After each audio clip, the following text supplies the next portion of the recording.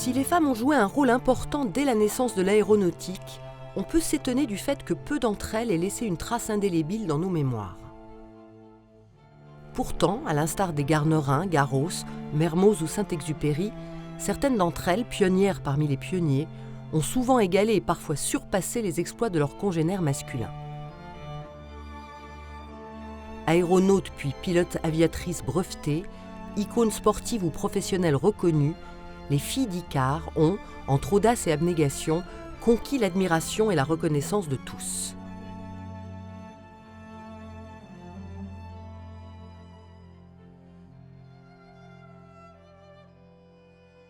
Les femmes ont été présentes et ont joué un rôle important dès l'origine de l'aviation, dès les premiers vols. Et la première à voler vraiment, c'est Marie-Élisabeth Thible en 1784, à bord d'un ballon, la Gustave. Elle va braver l'opinion des moralistes qui pensent que c'est tout de même une très mauvaise idée. La très sérieuse Académie des sciences pense que ces organes et les organes féminins ne sont pas du tout faits pour résister à ce genre de pression.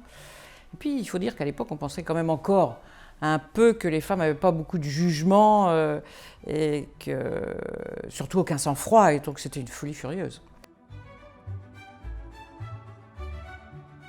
Une personnalité se distingue particulièrement, je pense, c'est Sophie Blanchard, qui, dès 1804, va être aéronaute professionnelle. Sophie Blanchard, qui faisait des spectacles aériens avec les montgolfières, qui osaient envoyer des feux d'artifice. Certaines même se suspendaient avec leur cheval sous la montgolfière. Et donc elle a beaucoup plu à Napoléon, qui l'a nommée aérostière de l'Empire. Elle va faire une carrière énorme, très intéressante, et périr aussi. C'est un premier accident de femme qui, comme les autres, bon, bien entendu, dans cette longue histoire, prendre les risques et avoir les accidents qui vont avec. Ce sont des femmes courageuses, mais elles sont passionnées, elles ont envie d'aventure, elles sont très attirées par l'aventure. Le 19e siècle est le théâtre d'une révolution industrielle et sociale importante, et les femmes veulent tout simplement en faire partie et vivre. C'est difficile pour elles à cette époque, parce que pour pouvoir voler, il faut être indépendante financièrement, et il faut avoir des autorisations encore. Alors elles sont bien obligées de réagir pour pouvoir faire leur place. Marie Surcouf, c'était une femme qui avait un caractère fort et qui voulait l'émancipation. Elle était amie avec des femmes qui militaient pour l'émancipation sportive, puisque déjà les tenues des femmes ne prêtaient pas à faire du sport. Beaucoup de mouvements féministes se créent à cette époque, des associations, des organes de presse aussi. Et en 1910, Marie Surcouf va créer la Stella, qui est un groupe, un club de femmes auprès desquelles elle veut promouvoir l'aérostation. La Stella va à ce moment-là réunir ou attirer toutes les personnalités aéronautes, mais aussi les premières pilotes. C'est l'époque où les premiers grands noms vont sortir. Et des femmes très importantes vont venir s'y agréger. Thérèse Pelletier était une élève d'un sculpteur, M. Lagrange, qui faisait aussi des avions. Elle est partie pour la démonstration des avions de M. Lagrange en Italie, faire tout un périple, ça a très bien marché. Elle y a pris goût et elle a même pu voler seule. C'est l'Aéroclub de France qui va créer les premiers brevets. Les 15 premiers brevets vont être attribués aux grands noms de l'époque. Et Élise de Roche va avoir ce premier sésame, le brevet numéro 36 de l'Aéroclub de France, qui est le premier brevet délivré à une femme. Et ça va lui permettre de se produire dans des meetings aériens, de se déplacer. C'est comme ça qu'elle va aller jusqu'en Russie, où le tsar va l'anoblir, et que plus tard, elle aimera qu'on l'appelle la baronne de la Roche. Dès le début, les femmes vont participer aux premiers meetings aériens, les grandes semaines de l'aviation à Rouen, à Reims. Elles vont C'est une façon pour elles de se faire connaître, peut-être de trouver des financements, de rencontrer des mécènes qui vont les aider. Et elles vont participer aux compétitions. On va lancer énormément de défis pour faire avancer l'aviation, dont par exemple une Coupe Femina. Dans cette Coupe Femina, on a retrouvé toutes celles qui s'étaient rencontrées au club de la Stella. Marie Marvin, Hélène Dutrieux, la baronne de la Roche et Madame Hervieux. Il y a un certain nombre de choses qui me frappent chez Marie Marvin, c'est cette constance. Sa passion ne va pas faiblir. Elle est la 3e femme brevetée, ce qui est quand même assez beau. Et elle va faire comme les autres, énormément de records. Mais elle va aussi inventer l'aviation sanitaire. Et Marie Marvin, peut-être ce que j'aime encore le plus, elle passe son brevet hélico, elle a 82 ans. Et ça, c'est quand même extraordinaire. Jusqu'au bout, elle va continuer à vivre pleinement. Donc toutes ces femmes ont joué un rôle, elles étaient les pionnières parmi les pionniers, elles ont également été pilotes d'essai, pilotes compétitrices. L'Aéroclub de France, quand il va commencer à délivrer des brevets, pendant 4 ans, entre 1910 et 1914, va en distribuer 1800. Et là-dedans, il n'y aura que 15 brevets des femmes. Donc on voit bien que quand même, tout en étant présentes, elles sont quand même extrêmement minoritaires. En contrepoint de ces succès notables, l'accès des femmes à l'aéronautique reste extrêmement limité avant la Première Guerre. Ce sport élitiste requiert des moyens conséquents et une indépendance financière qui leur fait souvent défaut. La fin du premier conflit mondial marque un tournant dans l'émancipation économique, sociale et politique des femmes. Ayant appris à se libérer de la tutelle des hommes durant 4 années de guerre, elles aspirent désormais à trouver leur place dans une société qu'elles veulent plus égalitaire. Pendant la Première Guerre mondiale, les femmes se sont débrouillées, ont fait tourner le pays, même si elles n'ont pas pu être directement au front, mais elles ont quand même aidé partout et elles se sont occupées de tout. Donc elles s'attendent à ce que ensuite, à cette période post-guerre, elles puissent utiliser cette liberté que finalement elles ont prise de fait pendant la guerre, mais elles vont vite déchanter parce que si c'est un peu mieux, on est loin de leur laisser toute la place. Au moment où l'aviation civile commence, la place des femmes n'est pas prévue. Pour Adrienne Bolland, ce qui est sûr, c'est que la guerre va être un tournant et surtout l'après-guerre va être ce moment qu'on va appeler les années folles et avec laquelle cette période elle est complètement raccord. Cette période-là, c'est après la boucherie, après l'obscurité, après la disette aussi, une espèce de libération générale et Adrienne va incarner la garçonne telle qu'on se la représente, c'est-à-dire une jeune femme qui aspire à de la liberté, elle a les cheveux courts, elle joue aux courses, elle aime vivre, elle aime faire la fête, elle fume. Elle arrive à l'aviation un peu par hasard, presque sur un pari.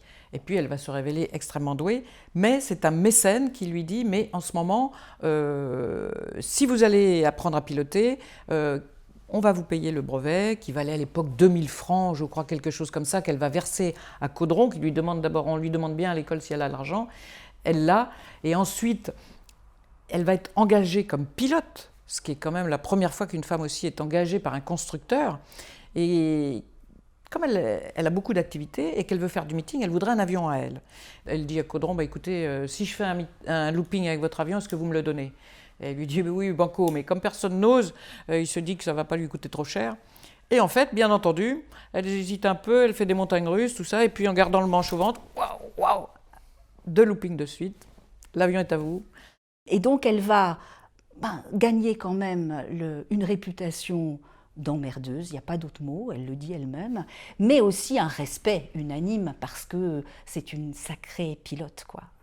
Caudron sent très très bien quand même le bénéfice qu'il peut tirer de ça. Et elle aussi, elle n'est pas dupe, elle dit mais garde-moi ou gardez-moi, je suis la seule femme sur le circuit, commercialement c'est intéressant. On est dans l'après-guerre, il faut vendre des avions, Caudron fabrique des avions, il envoie Adrienne Bolland comme ambassadrice. Et c'est aussi pour ça qu'elle va en Amérique du Sud. Elle veut se confronter à un exploit, un grand exploit, et elle se dit « je vais traverser les Andes ».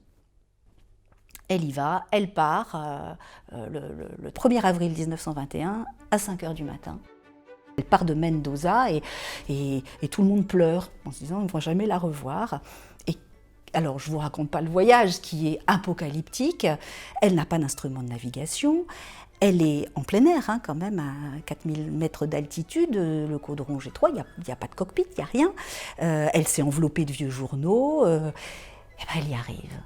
Elle arrive à Santiago du Chili, elle se pose, le visage en sang, dans un état épouvantable, mais elle est vivante, elle est là. Et ça va être cet exploit, parce que réellement c'est un exploit, va être salué comme un exploit en Amérique du Sud. Elle est fêtée vraiment comme la déesse des Andes. Et elle arrive à Buenos Aires, il y a 100 000 personnes qui l'accueillent. 100 000 personnes, sa voiture met 4 heures pour faire 1 kilomètre. De retour d'Amérique du Sud, elle devient l'acrobate la plus active en France et décroche en 1924 le record mondial féminin de looping avec 212 boucles en 72 minutes. Son incroyable popularité lui fait parcourir tout le pays de meetings aériens en démonstrations acrobatiques. Fidèle aux idées héritées de ses aînés aéronautes de la Stella, elle exploite sa célébrité pour militer auprès de Louise Weiss dans la lutte pour l'obtention du droit de vote féminin. Revendication à laquelle s'associent 2 autres pilotes de renom, Maryse Bastié et Hélène Boucher. Aviatrices, mais femmes et citoyennes avant tout. Merci Adrienne Bolland. Bonjour Maryse Bastié. Merci Hélène Boucher. Mes chères aviatrices, merci. Vous êtes des auxiliaires précieuses pour défendre la cause du suffrage des femmes. Je vous amène à Bordeaux, Louise Weiss, pour défendre la cause du suffrage des femmes. Merci. Car dans le sillage de l'intrépide Adrienne pointent déjà de nouvelles étoiles, héroïnes modernes qui, parmi les Coste, Bellonte, Codos ou Mermoz, illuminent les années 30 de leur talent et de leur courage. Parmi elles, Maryse Bastié, Maryse Hilsch et Hélène Boucher, infatigables compétitrices, étendent leurs ailes par-delà les océans et les continents et cumulent les exploits sportifs dans toutes les disciplines aéronautiques. Je suis complètement frigorifiée, qu'est-ce que vous voulez que je vous dise? Sinon, je suis ravie d'être rentrée. Chacune de leurs péripéties est suivie et rapportée avec enthousiasme par les actualités cinématographiques au grand public conquis par ces héroïnes modernes. Vous avez enrichi le patrimoine de l'aviation française de 2 magnifiques fleurons. Le record mondial de durée pour pilote seul à bord, le record de distance en ligne droite pour avion léger, pour que l'aviation française soit toujours la première partout, la plus grande et la plus belle. Mais cette chasse au record ne s'encombre pas du genre lorsqu'elle tourne au drame. En 1934, l'accident mortel d'Hélène Boucher lors d'un vol d'entraînement sur son caudron Rafale rappelle tragiquement combien les ailes des demoiselles de l'air peuvent aussi être fragiles. À ce moment-là, il y a aussi effectivement un développement de femmes à l'étranger. La plus connue, probablement, Amelia Earhart, qui a fait beaucoup de raids, qui est aussi... En plus, elle fascine un petit peu, elle va être la première femme à traverser l'Atlantique 5 ans après Lindbergh. Et en plus, physiquement, un peu androgyne, elle est très belle aussi, et elle lui ressemble un peu. Donc on l'appelle Lady Lindy, la petite Lindbergh. Vous avez également d'autres records de distance avec Amy Johnson et Jean Batten entre Londres et Sydney, qui sont remarquables, avec beaucoup de rencontres parmi les pays qu'elles ont traversés, avec les gouvernements. Elles ne passent pas inaperçues et elles sont prêtes à tous les risques pour réussir. Et puis il y a Anne Reich en Allemagne qui est tout à fait différente, Vélivol, qui défend son pays, qui est assez connue. Les exploits de ces femmes à la fin des années 30 sont utilisés par chacun de leurs pays à des fins de propagande, c'est évident.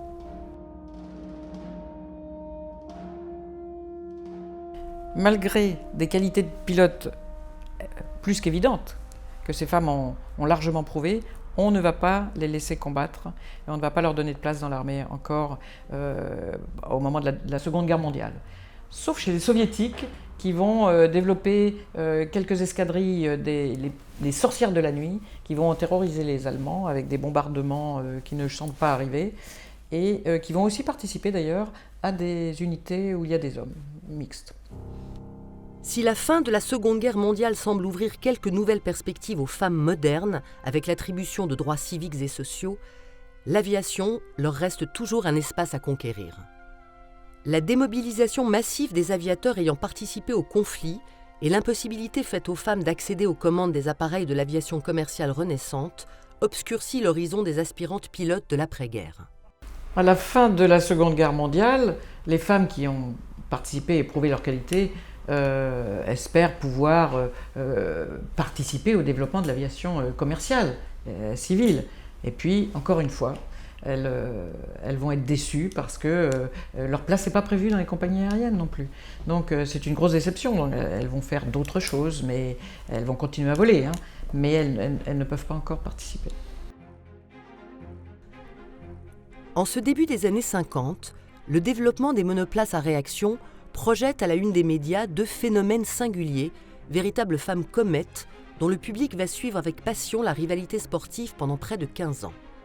Les deux Jacqueline, Jackie Cochran, l'américaine brevetée militaire dans l'US Air Force, pour laquelle elle assurera le convoyage des bombardiers pendant la guerre, première femme à passer le mur du son en 1953, et Jacqueline Auriol, la française, miraculée d'un accident d'avion qui, à force de détermination, intègre l'école très fermée des pilotes d'essai.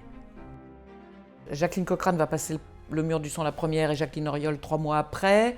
La française Jacqueline Auriol tout à fait fantastique puisqu'elle va être rescapée d'un accident gravissime. Elle ne va pas désespérer, elle va surtout être la première femme pilote d'essai. C'est une pilote passionnée et extraordinairement compétente. Le mur du son a été franchi par une femme.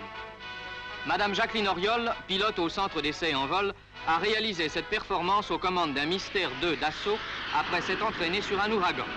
Plus que d'un record, il s'agissait d'une démonstration des progrès techniques réalisés par la France dans le domaine aéronautique. Jacqueline Auriol va recevoir le trophée américain, le Harmon Trophy, qu'elles vont se partager. Et puis, Jacqueline Cochran est nommée vice-présidente de la FAI et elle décide d'annuler les records de vitesse de façon à garder le dernier. Elle dit qu'au 1er juin, les records féminins n'existeront plus et le 30 mai, Jacqueline Auriol va effectivement à nouveau passer en tête sur ce record et du coup Jacqueline Cochran va laisser tomber son projet et elles vont continuer à se battre pendant une dizaine d'années. C'est assez extraordinaire jusqu'à ce que toutes les deux finissent par renoncer. Et c'est un duel assez amusant dans l'histoire de l'aviation. Cette fois, Jacqueline Auriol, après avoir scrupuleusement observé tous les règlements, a volé à 1087 km/h, battant largement le record établi par Miss Cochran. Ça me fait terriblement plaisir d'avoir enlevé ce titre sur un avion français, puis que ça soit une Française, justement, qui soit la femme la plus rapide du monde. Merci. Pendant les 15 années que dure la joute des deux aviatrices, Jacqueline Auriol accumule plus de 5000 heures de vol et 2000 essais sur 140 modèles d'avions et d'hélicoptères différents. En 1963, le duel supersonique semble tourner à l'avantage de la Française, qui réussit à accrocher 2037 km/h sur Mirage 3. Un nouveau record que l'Américaine s'empresse d'effacer en réalisant 2097 km/h sur F-104 Starfighter. Jacqueline Cochran va participer aussi au programme de sélection des astronautes, au programme Mercury, où 25 femmes vont être présélectionnées pour finalement n'être plus que 13. Et toutes ces femmes vont faire exactement les mêmes tests que les hommes pour pouvoir partir dans l'espace, mais on décide de ne pas les prendre. Et c'est le programme soviétique avec Vostok 6 qui va, lui, envoyer pour la première fois une femme, Valentina Tereshkova, qui va voler 70 heures autour de la Terre. Pour les soviétiques, ça va être un formidable outil de propagande d'envoyer la première femme dans l'espace, d'autant qu'il va se passer 20 ans avant qu'une autre femme ne revole. Mais chaque pays est comme ça, on a été si heureux d'avoir Claudie Ingray. L'aéronautique se développe et de plus en plus ouvertes aux femmes aussi. On commence à les retrouver un peu partout dans toutes les compétitions, le vol à voile, des compétitions de voyage, la voltige. Les femmes sont omniprésentes, les championnats se réorganisent, mais pourtant, on ne peut quand même toujours pas être pilote de ligne.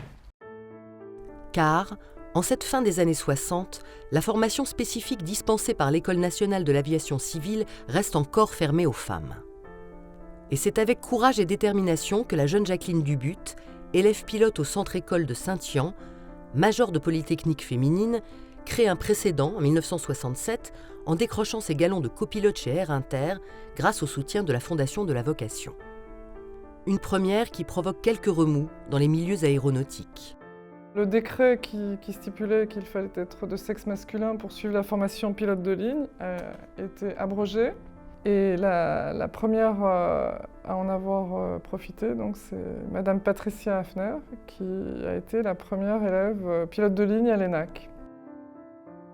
Quand Patricia Hafner veut rentrer à l'ENAC, elle comprend que l'ENAC est réservé aux hommes. C'est son père qui va demander au Premier ministre d'ouvrir l'école, ce qui va être fait. Mais il fallait quand même avoir 18 ans et elle était encore trop jeune, elle avait 17 ans, donc elle doit devoir attendre un an pour rentrer en 1974 à l'ENAC. L'Association française des femmes pilotes a également réclamé au gouvernement à l'époque, donc c'était Martine Aubry, d'ouvrir la chasse pour les femmes pilotes.